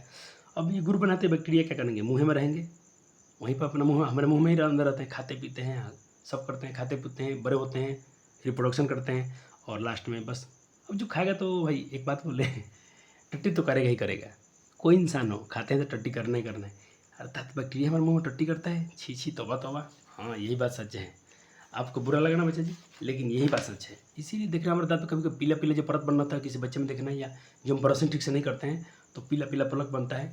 और क्यों बनता है जी? कि जिसमें कुछ खाते हैं मीठा सामान, जैसे चॉकलेट खाया, कोई भी खाया, अब मीठा सामान खाया हमारे दांत में रह जाता है। अब रह जाने पर क्या होता है? यही बैक्टीरिया उसी को खाने लगते हैं। देखिए चिपके रहते हैं, जिससे बैक्टीरिया खाते हैं और इसको हम लोग बोलते हैं बच्चे जी लेफ्ट ओवर। यहाँ पर लिखा गया है, जो खाना बच जाता है मीठा मीठा उसको बोलते हैं लेफ्ट ओवर शुगर। इसको खाते हैं, मीठा मीठा सामान खाते हैं और खाते हैं तो बस उत्सर्जन करते हैं, यानी वही टट्टी करते हैं, मुँह में टट्टी करते हैं। हे तौबा तौबा, टट्टी करते हैं, वेस्ट करते हैं। और लेकिन ये वेस्ट क्या होता है? एसिडिक होता है। सर वाह, कितना अच्छा कंसेप्ट मिल गया। ये ट्रू फैक्ट है। यहाँ कुछ दिया है क्या? नहीं दिया है। एनसीईआरटी ने कैसे क्या लिख दिया है कि अम्ल के मुँह का पीएच मान घटता है, 5 से घटने लगता है। क्यों घटा? अरे भाई वो टट्टी करते हैं ना लोग खा पी के, वो एसिडिक होता है, वो अम्लीय होता है, इसीलिए। सर कितना अच्छा कंसेप्ट पढ़ते हो आप। तो उस टीचर को बहुत बहुत शुक्रिया, धन्यवाद, जो बच्चे को, मेरे हमारे भाई बहन सबको, आपको उनके माध्यम से हमको आपको अच्छा कंसेप्ट बताने का मौका मिलता है, तो बहुत बहुत शुक्रिया, थैंक यू। और वेस्ट, और ये क्या है बच्चा जी? डीमिनी, देखा जी, जो वेस्ट होता है बच्चा जी क्या होते हैं? ये करने लगते हैं दांत का क्षय, इनेमल को तोड़ने लगते हैं। इमेल जो अपने दांत का इनेमल होता है, इसको बच्चा जी वो लोग विखनिजीकरण करने लगते हैं, उसको तोड़ने लगते हैं। यही वेस्ट एसिडिक जो अम्लीय होता है, जो ये विखजनीकरण, यानी इसमें जो खनिज उसको तोड़ने लगते हैं, उसको इंग्लिश में बोलता है डिमिनरलाइजेशन ऑफ टूथ इनेमल। हमारे दांत के इनेमल उसको ख़राब करने लगते हैं। और किसको खराब करते हैं? दांत की ऊपरी परत को। दांत की ऊपरी परत किससे बना है? कैल्शियम फॉस्फेट को। तो कैल्शियम को अलग तोड़ देंगे, फॉस्फेट अलग टूटेगा, ये दोनों टूट जाएंगे तो हमारा, तो इसको हम बोलते हैं कैविटी। नहीं मतलब कि कैविटी हो गया है दांत की सड़न। कैविटी मतलब दांत की सड़न, और यहीं से दांत सड़ने लगता है। चलो अब हम तो इसका सर उपाय तो होगा। हाँ बिल्कुल उपाय दिया है। खूब ब्रश कीजिए, 2 बार 3 बार ब्रश कीजिए दांत का, और टूथपेस्ट का इस्तेमाल कीजिए। क्योंकि टूथपेस्ट में क्या पाता है? क्षारीय पाता है। एक भी क्वेश्चन पूछा गया कि टूथपेस्ट में क्या पाया था? क्षारीय पाया था, जो क्या करता है दांतों के बच्चे जी साफ करने में साफ रखता है, और जो मुंह में पैदा होने वाले अम्लीय प्रभाव को बेअसर करता है, उसको न्यूट्रलाइज करता है। ठीक है सर, लेकिन एक्स्ट्रा एक नेचुरल उपाय भी है उसका, सलाइवा। जो हमारे मुँह में लार बनता है ना, लार, वो भी अम्लीय सलाइवा भी उसको क्या करता है, लेकिन वो हद तक ठीक करता है, ज़्यादा नहीं कर पाएगा। बहुत सारे बैक्टीरिया हो गए हैं तो उसको ठीक नहीं कर पाएगा। तो ये वाला बुक आपको बुक याद रखना है। यहाँ से क्वेश्चन एमसीक्यू पूछ लेता है कि टूथपेस्ट कैसा होता है, अम्लीय होता है, क्षारीय होता है। बच्चा जी क्षारीय होगा तभी तो हमारे जो मुंह में अम्ल की मात्रा बढ़ रहा है उसको न्यूट्रल करेगा। चलो अब देखिए, हमारे भोजन, हमारे पाचन तंत्र में भी अम्ल का क्या है, महत्व है। यही सब सारे टॉपिक आपको दिखा दिया हूँ, यही सब हम पढ़ने जा रहे हैं। देखिए दंत क्षरण पढ़ लिया इसको, अब हम इसको पढ़ने जा रहे हैं।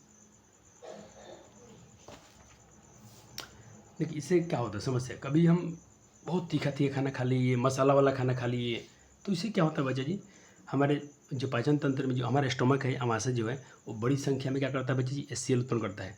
तो कभी देखना, अच्छा मान लीजिए मैं आपसे ये बताना चाहता हूँ, बहुत अच्छा एक अच्छा कंसेप्ट है। कभी आप देखना कोई खट्टा मीठा ढका रहता है तो बोलते हैं सब माँ से ढका रहता है। देखिए कैसा होता है वो, जैसे मान लीजिए कि ये अपना क्या है बच्चा जी, ये अपना स्टोमक है, ये इसोफिगस है। अब देखिए कि आपने बहुत तीखा मीठा खाना खा लिया है, अब इसमें क्या होगा, अम्ल की मात्रा बढ़ेगा, बहुत अधिक मात्रा में बढ़ जाता है अम्ल। अब बढ़ गया तो बच्चा जी नीचे नहीं आएगा, ये ऊपर आता है सीने की तरफ। अब मान लीजिए अपने ये क्या है, लंग्स उंग्स है, लंग्स है, तो देखना कभी आपका ये फेफड़ा आपका हार्ड, और यहीं पर क्या अपना हार्ड है, तो कभी कभी हिया जलता है ना, मतलब दिल जलता है। दिल तो जलता नहीं है, लेकिन वहाँ पर जलन सी महसूस होती है, और खट्टा में ढका रहता है। क्यों? क्योंकि अपन उसने बहुत दिन अपने गलत गलत खाना खा लिया है। तो प्यारे बालक, अब ऐसे काम तो आप नहीं करेंगे। देखिए ज़्यादा मसालेदार खाना से बचना है आपको, ठीक है। अधिक मात्रा में आपको तीखा सामान नहीं खाना है ज़्यादा, ऐसी ये होती है। तो क्या करें, उसमें अचानक इसलिए करता है कि बहुत ज़्यादा अम्ल स्रावित कर लेता है, जिससे वो ऊपर आने लगता है, हार्ट हमारे हृदय की तरफ आने लगता है, इसीलिए हिया जलता है। तो बच्चे लोग अपने गाँव में सुना होगा, अपने को लोग कहते हैं कि हिया जल रहा है, खट्टा मीठा ढका रहा है, सुना होगा। इसी को बच्चे एसिडिटी कहता है, इसी को क्या कहता है, एसिडिटी। और बहुत कभी कभी दर्द भी होने लगती है। और एसिडिटी को एक और नाम है बच्चे जी, एसिड रिफ्लक्स भी बोला जाता है, या इसे हम लोग हार्ट बर्न बोलते हैं, यानी हिया का जलना, हृदय का जलना। तो इसका सर उपाय क्या है? सर उपाय दिए हैं, तुरंत ठंडा दूध पी लीजिएगा, या तो मिल्क ऑफ मैग्नीशिया, यानी milk of magnesia maximum hydroxide से एंटासिड ले सकते हैं दवा, या जो करता है, लेकिन एक एक्स्ट्रा कोल्ड मिल्क, नेचुरल उपाय, ठंडा दूध लीजिए, पी लीजिएगा। जो क्या होता है, एल्कलाइन होते हैं, जो क्षारीय होते हैं, क्षारक होते हैं, जो क्षार होता है, और क्षार तो बताइए अम्ल मिल के क्या करेंगे, उदासीन तो हो ही जाएंगे। चले अब बात कर लेते हैं थोड़ा अम्लीय वर्षा के बारे में। बहुत इंपॉर्टेंट पॉइंट है अम्लीय वर्षा, बहुत बार पेपर में पूछ लेता है। और ये मैं इस क्वेश्चन को मैं इस तरफ से देखता हूँ कि पिछले साल क्लास 12th में पूछा गया था। तो ये ऐसा अम्लीय वर्षा ऐसा क्वेश्चन है कि ये हर कभी कभी SST में आ जाता है, कभी कभी ये जनरल साइंस में, कभी आपका 12th क्लास में, 10th क्लास में। ये क्वेश्चन हम लोग का बहुत बचपन से देखते आ रहा हूँ, ये फेवरेट क्वेश्चन होता है। लेकिन ये होता क्या है, बहुत आसान कॉन्सेप्ट है। आपको पता है कि हमारे वायुमंडल में क्या है, बहुत सारे प्रदूषक हैं, सल्फर डाइऑक्साइड है, नाइट्रोजन ऑक्साइड है, कार्बन डाइऑक्साइड है। और जब बारिश होती है तो वापस जल में मिल जाते हैं, तो जल में घुलेंगे तो बच्चे क्या बनेगा, ये सारे के सारे क्या है, अम्ल है। और घुल के बनाएंगे क्या, सल्फ्यूरिक अम्ल, नाइट्रिक अम्ल, कार्बोनिक अम्ल, और ये सब क्या है, अम्ल है। इसीलिए इसे अम्ल वर्षा कहते हैं। और ये अम्ल वर्षा कहते हैं, जैसे वर्षा का pH मान जब बच्चे 5.6 से कम होने जाती है तो बोलते हैं कि यह अम्लीय वर्षा कहलाती है। जो वर्षा जल का pH मान, देखिए NCERT ने एक शब्दों में समझा दिया है, एक ही लाइन में लिखा है, तो आपको इतना डिटेल में समझाया गया है, इसीलिए बोलते हैं आपको कंटेंट बहुत तगड़ा मिल रहा है। देखिए अम्लीय वर्षा यहाँ पर क्या समझाया गया है NCERT में, यहाँ पर कहता है कि जब वर्षा जल का pH मान 5.6 से कम हो जाती है तो अम्लीय वर्षा कहलाती है। एक लाइन में आंसर है। लेकिन अब यहाँ ये भी डिटेल में बता दिए कि क्यों हो रहा है ये अम्लीय वर्षा। अब देखें कहलाती हैं, ठीक है, नोट हो गया। बहुत आज ये टॉपिक बहुत आसान थे। चलिए, अम्लीय वर्षा नदी के पानी के pH मान को भी क्या करते हैं, कम करते हैं, जिससे क्या है जी, अम्लीय वर्षा का pH मान कम होगा तो हमें जलीय जीव जो भी मछली हैं, जो भी प्राणी हैं, जलीय में एक्वेटिक एलिमेंट्स हैं, उनकी भी जीवन अस्तित्व कहता है खतरा में, तो उनका भी जीवन क्या होता है बच्चे जी, बेकार बनता है। एक बात आपको बताता है बच्चा जी, सबसे अच्छा कॉन्सेप्ट अपने दोस्तों से पूछ लेना है, और बोलते हैं अम्लीय वर्षा। बच्चा जी सभी वर्षा अम्लीय होता है, जितना बरसता है ना बारिश आजकल, कभी कभी मैंने तो बारिश का पानी पी भी लिया है, तो अम्लीय होता है, सारे वर्षा जल अम्लीय होते हैं। लेकिन उसको अम्ल वर्षा हम कब बोलते हैं? 5.6 से कम आता है तब। देखिए अपने पास 7 से कम, जैसे मान लीजिए वर्षा वर्षा जल, मान लीजिए वर्षा जल का पीएच मान 6.8 है, 6.7 है, 6 है, 5.9 है, 5.8 है, तो भी तो अम्ल कहलाएगा, क्योंकि अपने पारा के 7 से कम होना चाहिए। जिस विलेन का पीएच मान 7 से कम है, अम्ल है। तो इसीलिए सभी वर्षा व जल है। क्यों? अब कोई कारण पूछेगा तो बता दीजिएगा, क्योंकि वायुमंडल में CO2 ही है, अब वर्षा पानी बरस रहा है, दोनों मिलकर कार्बनिक ये बनाते हैं H2SO3, कार्बनिक अम्ल, तो है तो वर्षा जल अम्लीय। लेकिन उसको हम अम्लीय वर्षा कब बोलते हैं? जब ज़्यादा मात्रा में उसमें हो, जैसे कि सल्फर डाइऑक्साइड में O2 मिल जाएगा तो ये सल्फर ट्राइऑक्साइड बन जाएगा, जो अम्लीय वर्षा कहलाएगा। SO3 के साथ मिल जाएगा तो सल्फ्यूरिक अम्ल बनेगा। NO2 के साथ मिल जाएगा वर्षा जल तो ये नाइट्रिक अम्ल बनेगा। ये है वजह। तो अब देखें प्यारे बालक के लिए 2 प्यारे प्यारे क्वेश्चन हैं, तो इसको आप कर लीजिएगा। सर NCERT से ये क्वेश्चन कितना पूछा है? हमारा शरीर 7.0 से लेकर 7.8 के बीच में कार्य करता है। इस क्वेश्चन को वो बोलते हैं सब बिहार बोर्ड वाले VVI है, बहुत बार पूछे हैं, लेकिन हमारे बच्चों के लिए तो सब आसान हो गया ना। चलिए, हमारे मुँह का दांतों कब खराब होता है? दांतों कब खराब रहता है? आपने पढ़ा था कि हमारे मुँह में अम्लीयता बढ़ती है। अम्ल कब बढ़ेगा? ये अम्ल है, अरे तो उदासीन है, ये क्षार है, अरे अम्ल तो ये ना है। सवाल है। चलो सवाल बवाल करते हैं, अब आगे चलते हैं आगे। अब वो कराएंगे, आपका कितना ही कंटेंट था बच्चा जी, अब लेकिन हम लोग हर बार की तरह कुछ करेंगे MCQ प्रैक्टिस। और देखना बच्चा जी, आपको इतना आसानी से पढ़ाया जा रहा है कि आपको नोट्स बना, देखिए आपने क्या किया, लेक्चर देखा, साथ में अपने नोट्स बना लिया, एक बार अपने NCERT पढ़ लिया। सुनिए फिर से मेरे बालक जी, मेरे भाई, बड़े छोटे छोटे बबुआ भाई बहन, आपने लेक्चर देखा, नोट्स बनाया, एक बार अपने NCERT रेडी किया और एक बार अपने नोट्स को रिवाइज किया।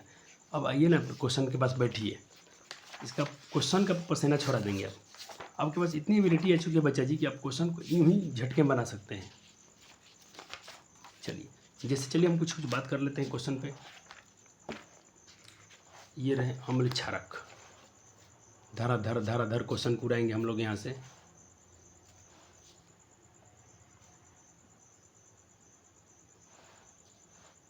चलिए, कहते हैं कोई विलयन लाल लिटमस को नीला कर देता है।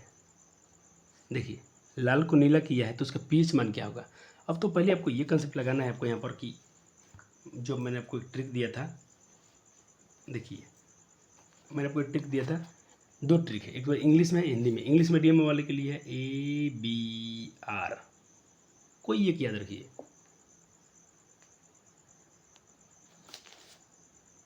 तो बहुत बड़ा हो गया, तो मैं इसको थोड़ा सा इरेज करेंगे। चलिए देखिए, जैसे ये ट्रिक है, मैं यहाँ लिखूँगा ABR, यानी A for acid. A for क्या होगा बच्चा जी? एसिड। ये क्या कर देंगे? ब्लू, B से ब्लू, यानी ब्लू। 2 ब्लू से नीला से रेड, क्या कर देंगे? चलो लिख ही देते हैं, अब नहीं तो मैं दूसरा मोड था, रेड करते हैं, ठीक है। यानी ये जो होंगे क्या करेंगे, ब्लू से, देखिए एसिड ब्लू टू रेड करेगा, नीला से लाल करेगा, नीला से लाल करेगा तो अम्ल है, नीला से लाल करता अम्ल है। एक और ट्रिक लिखता हूँ उसका क्षार वाले का, BRB, जो बेस होगा, जो क्षार होंगे लाल से नीला करेंगे, लाल से नीला करेगा तो क्षार, क्या याद रखिएगा। तो यहाँ नीला से थी, लाल से नीला किया है, लाल से नीला किया तो क्षार है, लाल से नीला किया तो क्या है? क्षार है। और क्षार का पीएच मान अभी तो पढ़ाएंगे आपको, 7 से अधिक होता है। न हो गया। चलो, एसिटिक अम्ल का तनु, इसको थोड़ा देख लेते, जो कॉन्सेप्ट क्वेश्चन से करेंगे। एसिटिक अम्ल का तनु विलयन के बारे में कैसा अवलोकन सत्य है? यह सिरके की तरह गंध देता है, यह प्याज की तरह गंध देता है, यह सड़े हुए अंडे की तरह गंध देता है। एसिटिक अम्ल ये सड़े हुए मांस की तरह गंध देता है। ये सप्लीमेंट्री में क्वेश्चन पूछा गया है, इसके आंसर तो ये करें कि ये सिरके की तरह गंध देता है एसिटिक अम्ल। तो एसिटिक अम्ल में क्या पाया जाता है? एसिटिक अम्ल में किसे पाया जाता है? सिरका में, बिल्कुल सही हो जाएगा, सिरके की तरह रहता है, ये ऑप्शन सही हो जाएगा। चलो 2 का ये हो जाएगा। चले, तो ये क्वेश्चन हो गया, ये भी हो गया। आगे बढ़ते हैं, 3 नंबर जो क्वेश्चन आएगा उसी को करना बच्चे। मैं पहले देखता हूँ कंसेप्ट से क्वेश्चन है कि बाहर है, क्योंकि पूरा अपना सिलेबस तो चैप्टर पूरा खत्म हुआ नहीं है। एल्कोहल को उबलती पत्ती पर आयोडीन के विदन डालने पर पत्ती का रंग हो जाता है। बच्चा जी ये आपके क्या है, एक्टिविटी से सवाल है, जरूर इसको पढ़िएगा, ट्राई कीजिएगा। इसको मैं होमवर्क में छोड़ रहा हूँ। ये होमवर्क है। पहले आप एनसीईआरटी पढ़िएगा, एक्टिविटी में सवाल दिया गया ये। अपच का उपचार करने के लिए कौन से औषधि, अरे वही एसिडिटी बोलते हैं ना, तो एसिडिटी को दूर करने के लिए अभी तो हमने पढ़ा कि एंटासिड क्या करते हैं, एंटासिड, ये ले लीजिए एंटी एसिड, एंटासिड यही ना है, एंटीबायोटिक नहीं, ये नहीं, एंटासिड, एंटासिड, एंटीसेप्टिक ना, नहीं ये नहीं है, यही होगा, सी होगा। एंटासिड पढ़ा था आपने, अभी आपने जस्ट थोड़ा देर पहले नोट से पढ़ा था। इसके 4 का आंसर भी चेक कर लेते हैं, सी दिया है, बिल्कुल सही दिया है, 4 का आंसर सही दिया है। चले अभी अपने पढ़ा था कि एंटासिड लेते हैं, या ठंडा दूध पी लीजिएगा तो भी कम हो जाएगा आपका। किसी भी, अरे बाप, किसी उदासीन विलयन के पीछे मतलब इंपॉर्टेंट 13 में, 15 में, 23 में उदासीन विलयन के न्यूट्रल एसिड क्या होता है, न्यूट्रल एसिड साथ होता है, ये भी हो गया, ये भी आपको कर लेना है आज। चलिए अब आपसे क्वेश्चन पूछ रहे हैं ये बबुआ जी, निम्नलिखित में कौन लवण है, तो लवण कौन होगा, जो अम्ल और क्षार आपस में मिलकर क्या बनाते हैं, लवण बनाते हैं। तो ये तो अम्ल है, ये तो क्षार है, और ये भी क्षार है, तो ये अम्ल यही हो जाना चाहिए, लवण यही हो जाना चाहिए, K2SO4, 6 का सी होना चाहिए, दिया है, बिल्कुल दिया है, ये हो जाएगा। देखिए क्या, सल्फ्यूरिक हाइड्रोक्लोरिक अम्ल, सोडियम हाइड्रोक्साइड और अमोनियम हाइड्रोक्साइड, ये सब क्या है बच्चे जी, क्षार है, ये क्षार है दोनों, और ये अम्ल है, तो ये बच गया लवण, क्योंकि चलो ठीक है, हो गया। देखा बच्चे, मैं बोला था एमसीक्यू के लिए मत डरना, देखिए बाकी चैनल पर जाएंगे तो आपको बहुत वहाँ एमसीक्यू कराए थे, 60-70 क्वेश्चन, VVI प्रश्न, मैं ऐसा नहीं पढ़ाता हूँ, हम ऐसे पढ़ते भी नहीं है, टॉपिक पढ़ते हैं, उस पर आधारित क्वेश्चन कर लेते हैं, जितना बिहार बोर्ड का औकात है तुम पूछो, हमारे बच्चे अच्छे हैं, एकदम धुआं करके चले आएंगे। किसी लाल तख्त पर लोहा पर, ये तो टॉपिक से अभी बाहर क्वेश्चन है तो उसको नहीं करना आपके, ये क्वेश्चन अभी आपको नोट्स में करा दिया हूँ, ये लगता है हो गया है, कौन भी जाती है, ये भी हो गया है। निम्नलिखित में पीएच मान कौन सा क्षारक विलयन देता है, अरे क्षार का मान 7 से अधिक होगा, अम्ल है, ये उदासीन है, ये क्षार है, ये सब सवाल देखे बच्चा जी, एकदम 22 से पूछा गया है। सोडियम क्लोराइड के जलीय विलयन को धारा प्रभावित करने पर विजित होता है सोडियम हाइड्रोक्साइड कौन सा, चलो अभी हम पढ़ेंगे, अभी बाकी है सोडियम क्लोराइड व जलीय विलयन पर विधर, इसको बाकी है, अभी इसको रहने दीजिए, अभी इसको टॉपिक पूरा नहीं हुआ है। निम्नलिखित में कौन प्रबल अम्ल है, इसको आप कर सकते हैं, प्रबल अम्ल कौन है, तो अपने पढ़ा था HCl या H2SO4, तो इसमें तो HCl नहीं है, तो इसमें सल्फ्यूरिक अम्ल है, बिल्कुल 13 का सी हो जाएगा। हम आंसर भी थोड़ा मिलाते हैं, बिल्कुल सही दिया है, जहाँ पर ऑप्शन गलत होगा उसको भी सुधार लेंगे, क्योंकि मेरे पर गलती आंसर याद नहीं करना है, भले हम लोग पढ़ेंगे सीखेंगे अच्छे आंसर ही कर जाएंगे। अम्लीय ऑक्साइड के विलयन का पीएच मान क्या होता है बच्चे जी, अम्लीय ऑक्साइड के 14, इसको थोड़ा हम अभी नहीं पढ़े शायद, 14 का डी दे रहा है, 4 होता है, इसमें थोड़ा बात करने बाद में इसको भी छोड़ देता हूँ। निम्नलिखित में कौन संक्षारक अम्ल है, संक्षारक मतलब जो कौन डेंजरस अम्ल है, जो जला देता है, तो ये हो जाएगा, ये अच्छा है, 15 का 20 सही है, 22 से पूछा गया है। लिटमस बैगनी जो बैगनी रंजक देता है किस पदार्थ का बना होता है, तो ये लिचिन का बना था, इसको शायद हो चुका है, 16 का बी बिल ठीक दिया, लिचिन प्लांट से बनता है, इसको हम पढ़ चुके हैं। जल में घुलनशील भस्म कहलाते हैं, तो क्षार कहलाते हैं, 17 का बी बिल्कुल सही दिया आंसर। मिल्क ऑफ मैग्नीशिया का पीएच मान अभी आपको दिखाया था, ये थोड़ा ज़्यादा होता है, ये आपको यहाँ से डेटा से क्वेश्चन पूछ लिया गया है, मिल्क ऑफ मैग्नीशिया, देखिए ये डेटा में क्वेश्चन है, इसीलिए वजह बोलता नोट्स बनाइए। देखिए शुद्ध जल का पीएच मान, ये भी हाँ भी याद रखिएगा, शुद्ध जल का पीएच मान 7 होता है, और खून का रक्त का पीएच मान, ब्लड का पीएच मान 7.4 होता है, और मिल्क ऑफ मैग्नीशिया का 10 होता है। बच्चा ये NCERT से क्वेश्चन बाहर नहीं पूछता है, 90%। आप अच्छा बच्चा तुम आप ही बताइए कि 90% रिजल्ट खराब होता है क्या, आप टॉपर बन जाएंगे, तो 95% क्वेश्चन NCERT से ही आता है, और 5 क्वेश्चन NCERT से बाहर नहीं आता है, उसके बेस पर आता है, उसके आधार पर आता है, हो गया, तो तुम्हारा 100% तो हो गया। मिल्क ऑफ मैग्नीशिया का पीएच मान अभी आपको दिखाया था मैं, 10 दिया है, लेकिन इसमें क्या दे रहा है, 3, 7, 4, तो 10.5 को ही लेके चलिएगा, क्योंकि इसमें ऑप्शन में 10 तो है नहीं, तो यही सही है। 18, ये भी 22 में पूछा गया है।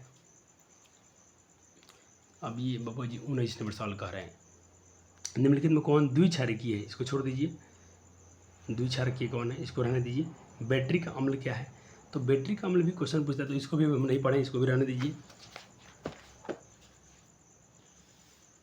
अब ये पूछ रहे हैं कि भाई एसिटिक अम्ल दुर्बल अम्ल है क्यों, एसिटिक अम्ल दुर्बल अम्ल है क्यों, इसमें जलीय विलयन, इसके जलीय विलयन अम्लीय होते हैं नहीं, इसमें ज़्यादा आयनित होते हैं, नहीं आयनीकरण ज़्यादा नहीं होता है, आयन नहीं टूटते हैं, ये कम आयनित होते हैं। ये बहुत बहुत अच्छा आंसर हो जाएगा, ये इसका सी हो जाएगा। और ये क्वेश्चन नहीं पूछा गया कोई बात नहीं, लेकिन मुझे अच्छा लग रहा है सी होगा, क्योंकि इसमें कम कम आयन में टूटते हैं, पार्शियल आयन ज़्यादा मतलब आयन नहीं निकलता है। सबसे प्रबल लवण कौन है? तो अभी प्रबल लवण तो नहीं पढ़े हम लोग, क्षार पढ़े और अम्ल पढ़े, लवण छोड़ दीजिए। दांतों को साफ करने के लिए दंत मंजन, मैं बोला था ना पूछता है, अम्लीय होगा कभी नहीं, अम्ल से दांत में खराब होता है, लवण गलती है। आपका ऑप्शन ए हो जाएगा, 23 का ए बिल्कुल करेक्ट आंसर है। और आपको याद करने की ज़रूरत नहीं पड़ा। मैं थोड़ा देर पहले जस्ट 10 सेकंड पहले बात किया था कि शुद्ध जल का पीएच मान क्या होता है। जो बच्चे लेक्चर को खाली ध्यान से सुन रहे हैं ना, उनका आंसर जुबाने पर चल रहा होगा। और ये बहुत इंपॉर्टेंट सवाल है, आप यहाँ 2 बार मत देखिए, क्वेश्चन बहुत बार पूछा गया है। आई थिंक हमारे पेपर में भी सवाल ये सब आते थे। जब CO2 को पानी में घोला जाता है तो विलयन का मान क्या हो जाता है? जब CO अभी अपने पढ़ता तो ये तो अम्लीय हो जाते हैं। 7 से अधिक नहीं होगा, 7 नहीं होगा, 7 से कम हो जाएगा। अब 25 का सी होना चाहिए। बिल दिया बहुत, अभी अपने कौन से पढ़ा था कि जब वायुमंडल में क्या CO2 गैस है, बारिश होती है तो वर्षा अम्लीय होता है, यानी 7 से कम होना चाहिए पीएच मान, तो बिल्कुल दिया है। ठीक है, ये क्वेश्चन हो चुका है तो मैं घेरा लगा दिया हूँ। अब आपको पता चला मैं घेरा क्यों लगाता हूँ? ठीक सर, किसी विलयन के उपयोग दीवारों की सफेदी करने में किया जाता है। ये भी क्वेश्चन है, बहुत पहले कर चुके हैं, कैल्शियम हाइड्रोक्साइड हम करते हैं। तो 27 का ये क्वेश्चन बहुत बार करा दिया गया, चले कर लीजिएगा फिर भी। और लवण तो भी नहीं पढ़े हुए। एसिटिक अम्ल का यूपीएससी नाम क्या है? ये भी क्वेश्चन पूछ रहे हैं, एसिटिक अम्ल का यूपीएससी नाम क्या है? तो देखिए फॉर्मिक अम्ल तो मेथोनिक अम्ल है, तो मेरे ख्याल से यही हो जाएगा एथेनोइक। 30 का ए होना चाहिए, 30 का ए, 30 का 30 ए बिल्कुल दिया, सही होगा। क्योंकि देखिए मेथेनोइक अम्ल फॉर्मिक अम्ल का यूपीएससी नाम है, लेकिन एसिटिक अम्ल का एथेनोइक हो जाएगा। प्रोपेन तो नहीं, प्रोपेनॉन बेटोनेन ये अभी नहीं, बहुत फर्क, बहुत केमिस्ट्री में जाएगा वो। ये को निम्नलिखित में कौन सा आयन लाल लिटमस को नीला करेगा? अरे कोई आयन लाल को नीला किया है, देखिए नीला, नीला से लाल करेगा तो अम्ल। यहाँ पर है कि लाल लिटमस को नीला किया तो क्षार होगा, और क्षार तो H+ थोड़ी देता है, वो H- देता है, एकदम यही होना चाहिए। और ये बाप 2 बार पूछें, ठीक ही हैं आप। और 31 का हमको आंसर चाहिए, मिला लेते हैं बी, बिल्कुल हमने सही टिक लगाया। अरे हमने नहीं लगाया, हमारा बबुआ लोग लगाया, आपने लगाया बच्चा जी, क्योंकि आपने भी जस्ट पढ़ लिया है। कोई विलयन नीला लिटमस पत्र को लाल करता है। देखो नीला को लाल किया तो अम्ल है, नीला को लाल किया तो देखिए नीला, नीला से लाल, लिटमस ना नीले लिटमस को लाल कर देता है, तो पीएच मान संभवतः क्या होगा? तो पीएच मान 7 से कम आना चाहिए। देखिए अभी क्या, ये क्षार है, उदासीन विलयन है, और ये क्या है? अम्लीय है। ऑप्शन ए कोई रोकेगा नहीं आपका, 32 का ए, 32 का एकदम 100%। ये तो 33 करा दिया गया है। एक छात्र कहते हैं, एक छात्र परख नली में सोडियम हाइड्रोक्साइड या बाइकार्बोनेट कार्बोनेट के विलयन को सार्वभौमिक सूचक के रूप में, कुछ सार्वभौमिक सूचक अभी पढ़ाया गया आपको, यूनिवर्सल इंडिकेटर। निम्नलिखित में कौन सा रंग दिखेगा? सोडियम बाइकार्बोनेट के तनु विलयन में सार्वभौम सूचक के कुछ बूंद डालता है तो कौन सा रंग दिखेगा? ये क्वेश्चन पूछे गए हैं 34 वाले को। तो 34 के आंसर ए दिख रहा है, यानी सोडियम बाइकार्बोनेट, यानी NaOH क्षार है, और क्षार तो भाई लाल को नीला करेगा ही करेगा, बिल्कुल सही है।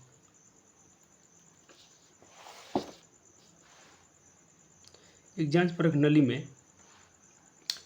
नली में विलयन के लोहे को लील को डुबाया जाता है, तो आधे घंटे में देखा कि विलयन का रंग परिवर्तित हो गया है। उस जांच परख नली का विलयन क्या था, कैसा था वो विलयन? एक बच्चे इस पर भी काम होगा, इस पर भी काम चलेंगे आपके। 35 का भी दे रहे हैं, अभी छोड़ दीजिए इसको। कपड़, लेकिन ये कपड़ सल्फेट का विलयन होता है, इसमें हम बहुत छोटी क्लास में थोड़ा पढ़े हैं, लेकिन अभी इसमें बात होगा। ये सब होगा, 36 भी होगा। अभी हम लोग जो टॉपिक पढ़े उसी की बात करेंगे, छोड़ दीजिए।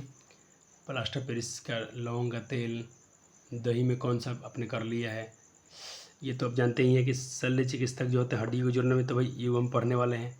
जो प्लास्टर कराते हैं तो POP से कराता है। अमोनियम क्लोराइड का जलीय विलयन होता है। अमोनियम क्लोराइड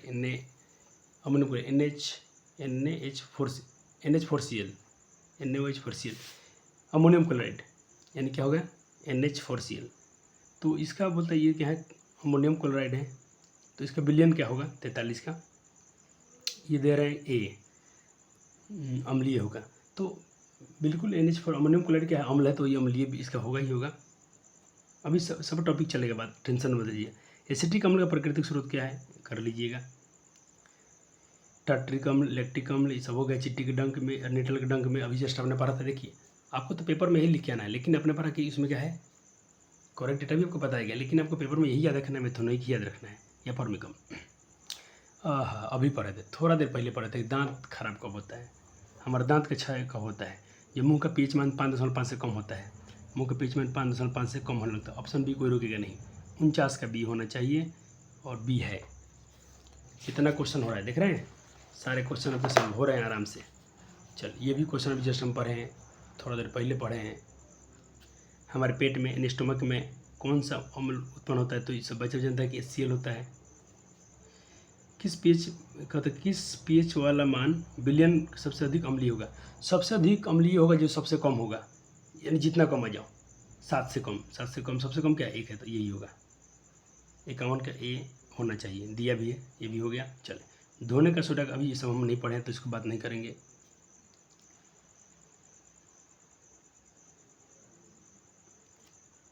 ये भी नहीं, चलो बात करेंगे हम लोग, इसमें बहुत सारे भी क्वेश्चन बचा हुआ है, अभी सबको नहीं करना है, अभी हम इसको पढ़े भी नहीं है। हाँ ये पढ़ चुके हैं।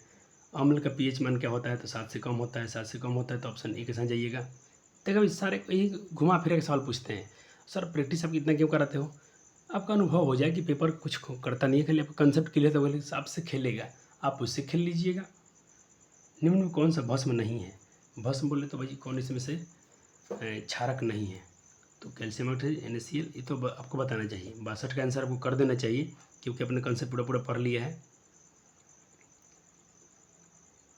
तो ये 62 के दे रहे हैं ऑप्शन बी NaCl, क्योंकि अम्ल है, सोडियम क्लोराइड क्या है, एक अम्ल है।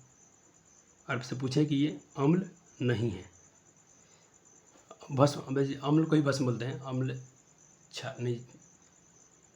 निम्नलिखित में कौन भस्म नहीं है, भस्म बोले तो अम्ल, क्षार, लवण, अम्ल, भस्म, लवण, तो भस्म को क्षारक बोलते हैं, क्षारक कौन नहीं है, तो ये क्षारक है, ठीक है, सही है, यानी अम्ल ही पूछे ना आपसे घुमा फिरा के। सिरका में ये तो अपना हो चुका है। अम्लीय वर्षा का पीएच मान अभी अपने पढ़ लिया, कब होता है, तो जस्ट अभी अपने पर अभी ये आपको करना चाहिए। 65 क्वेश्चन को एकदम आंख बंद कर देना चाहिए। अम्लीय वर्षा कब होगा, जब 5.6 से कम होगा, तो ऑप्शन बी के साथ जाना चाहिए। 65 का बी, 65 बी बिल्कुल सही है। 5.6 नहीं, इससे कम होना चाहिए, और 5.6 से ऊपर जाएंगे और 7 के बीच में रहेंगे तो भी अम्लीय वर्षा है, लेकिन हम उसको टेबल में नहीं रखेंगे। ये क्वेश्चन हो चुका है। 65, 66, 67। निम्नलिखित में कौन क्षारीय ऑक्साइड है, चलिए आप करना चाहें तो करिए, नहीं हो रहा छोड़िए, अभी बहुत सारा बाकी है। ओनली खाने वाला सोडा 72, साधारण नमक। निम्नलिखित में कौन सा आयन लाल हो गया, अभी तो इसके टाइप पर सवाल किया गया है। द्रव्यमान सोडा का रासायनिक सूत्र क्या अभी रहने दीजिए, इसको कर लीजिएगा। निम्नलिखित में कौन प्राकृतिक सूचक है, बहुत पहले ही लेक्चर पढ़ाया गया हो गया, दूसरे लेक्चर में शायद पहले ही लेक्चर पढ़ाया गया है। निम्नलिखित में कौन प्रबल क्षारक है, चलिए रहने, आप प्रबल क्षारक अभी पढ़ के आए हैं, प्रबल क्षारक, प्रबल अम्ल पढ़ के हैं, तो आपको ये करना ही करना है, आपको करना चाहिए कि अभी जस्ट आपने पढ़ा है। तो प्रबल क्षारक क्या है बच्चे, सोडियम हाइड्रोक्साइड है, जो सबसे अंत में पाया जाता है, सोडियम हाइड्रोक्साइड। हाँ इसके 14 लगभग, इसके पीच में 14 होता है। दूध से दही बनाने में कौन सी क्रिया होती है, अभी चलिए इसको रहने देते हैं। और इसका तो बच्चा आंसर जानता है कि दांत का कठोरतम पदार्थ क्या है, इनेमल है, इसको रहने दीजिए। CO प्रचलित है, ये चलो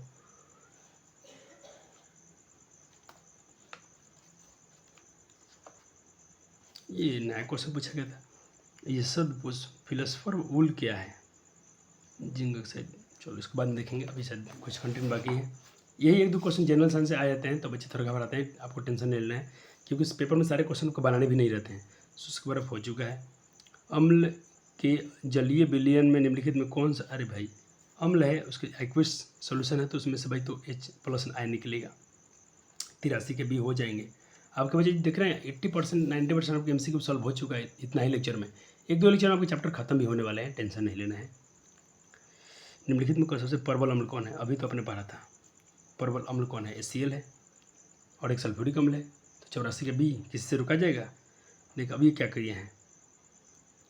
निम्नलिखित में कौन सबसे प्रबल सबल अम्ल है, ये कैसे क्वेश्चन पूछ लिया है, तो इसको मैं होमवर्क में रखता हूँ, थोड़ा डाउट में है।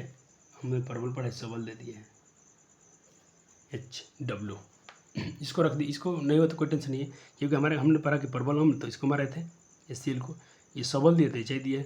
निम्नलिखित में कौन सा पदार्थ जलीय विलयन को नीला लिटमस को लाल में बदलेगा? तो नीला को लाल में बदलेगा कौन सा पदार्थ है जो जलीय विलयन को नीला से लाल? अनीला, तो अम्ल होगा। हमारे मौसी का नाम है। अब इधर जिप्सम इसे बचा है। किस विलयन का पीएच मान सबसे अधिक क्षारकीय होगा? सबसे अधिक क्षार होगा जिसका पीएच मान सबसे अधिक होगा, 7 से अधिक। 7 से अधिक कौन है? 11 है, तो सी हो जाएगा। 87 का सी हो जाएगा। हाँ, सी दिया भी है।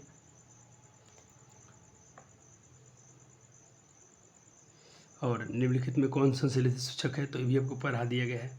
निम्नलिखित में कौन सा, ये छोड़ दीजिए, चूना का, बस इतना ही। 90 क्वेश्चन दिए हैं हमने छारलावन से, डायरेक्ट वाले, लेकिन हमको इससे भी अधिक परिश्रम करवाएंगे, इससे भी अधिक प्रैक्टिस करवा देंगे। इतना बच्चे को खिलवा देंगे बैट गेंदा, इतने प्रैक्टिस आप कर लेंगे कि हर बॉल पर चौका छक्का लगाना आपके लिए एकदम ईजी हो जाएगा।